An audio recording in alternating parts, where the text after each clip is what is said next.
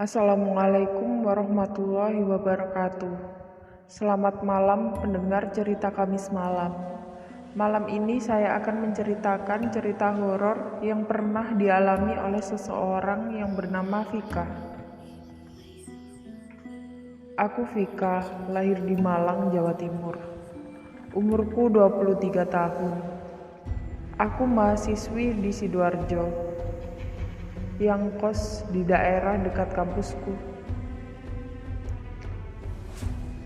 Saat itu dari kampus aku mau pulang ke Malang naik kereta. Setauku kereta paling malam ke Malang itu jam 6 atau jam 7 malam. Sedangkan kuliahku pulang jam 4 dan paling lambat jam 5. Cukuplah untuk ambil baju dulu dari kos, pikirku.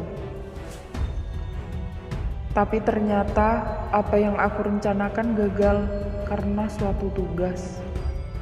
Aku jadi keluar dari kampus jam 7 dan itu sudah telat untuk naik kereta. Jadi aku putuskan untuk naik bus saja. Setelah aku pulang ke kos untuk ambil baju dan sekalian mandi. Lalu setelah aku mandi aku lihat jam. Sudah jam 9:15 malam.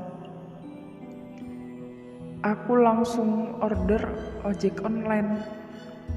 Sembari aku menunggu, aku buka akun Instagram. Tak lama kemudian, ojek online itu datang dan kami langsung bergegas ke halte bus. Di tengah jalan, tiba-tiba hujan lebat. Aku dan abang ojek online itu berteduh untuk memakai jas hujan. Keadaan jalanan sangat gelap dan sepi. Tapi ada seorang ibu-ibu yang berteduh di ruko kosong sembari menggendong bayinya. Kami cuek saja. Dan setelah memakai mantel, kami langsung naik motor untuk melangsungkan perjalanan. Tapi tiba-tiba saja motor yang kami kendarai tidak bisa jalan. Dan setelah coba nyalakan, malah mati total. Karena jalanan sepi dan hujan, kami putuskan untuk berteduh di ruko kosong tempat ibu-ibu yang tadi menggendong bayinya.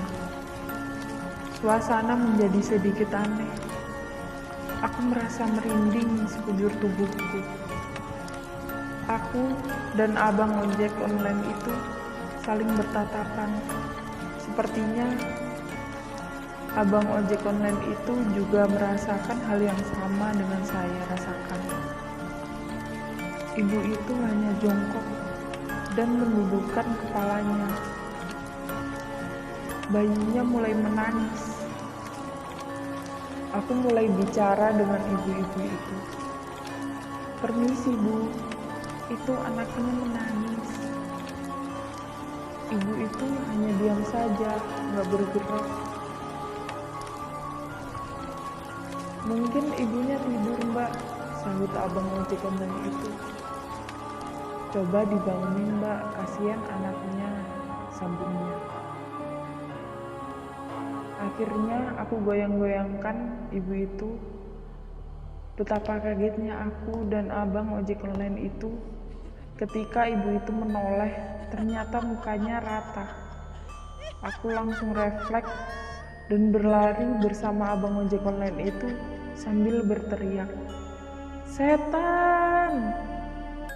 Sudah merasa jauh dengan tempat ibu-ibu muka rata itu. Kami baru ingat kalau motor yang kami kendarai tadi tertinggal di tempat itu. Abang ojek online itu meminta tolong padaku untuk menemaninya mengambil motornya. Aku yang masih takut itu awalnya gak mau untuk mengantarnya karena sudah lari jauh dari situ. Aku yang masih takut itu awalnya tidak mau untuk mengantarkan karena sudah lari jauh dari situ. Tapi karena abang ojek online itu terus meminta tolong, akhirnya aku mau mengantarkannya. Sesampainya di tempat itu, aku tidak melihat sosok ibu-ibu itu tadi dan kembali mencoba menyalakan motor. Tapi tetap saja tidak bisa. Aku dan abang ojek online itu pun sepakat mendorong motor dengan keadaan yang masih hujan. Siapa tahu di tengah jalan ada bengkel yang masih buka. Tapi setelah agak jauh berjalan, suasana jalanan semakin gelap. Hujan pun bertambah deras. Kami pun sepakat untuk berteduh lagi, karena percuma pakai jas hujan, tetap saja basah kalau hujannya tambah deras.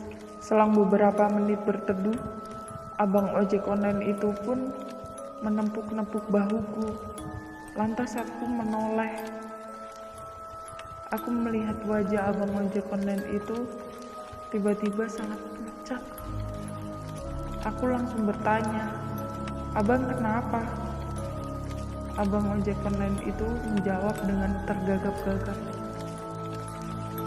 "Mbak, itu apa?" Sambil menunjuk. Otomatis aku melihat apa yang ditunjuk. Ternyata dia melihat sosok pocong yang mukanya hitam seperti membusuk dan gak jelas. Aku menjerit sambil lari.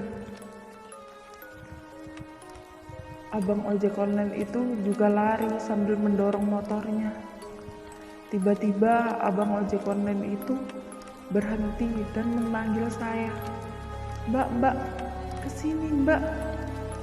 Saya langsung bilang, "Ada apa bang?"